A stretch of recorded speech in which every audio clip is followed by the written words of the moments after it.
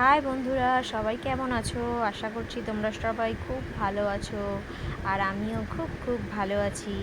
আজকে হচ্ছে জামাই ষষ্ঠী, জামাইদের স্পেশাল আজকে খাওয়া দাওয়া। আর তার সাথে আমরা বাকিরাও কেন বাদ যাব, তাই জন্যে আজকে আমার মা সকাল সকাল বাজারে গিয়ে সব কিছু বাজার করে নিয়ে এসছে। এদিকে দেখো, মা মাংসের জন্য সব কিছু মশলাপাতি সব রেডি করে নিয়েছে।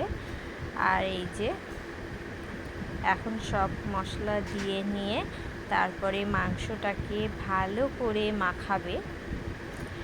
আর যেই রান্নাগুলো আরও যে রান্নাগুলো হবে সেগুলো আমি তোমাদেরকে ফটোতে শেয়ার করে দেব, তোমরা দেখে নিও।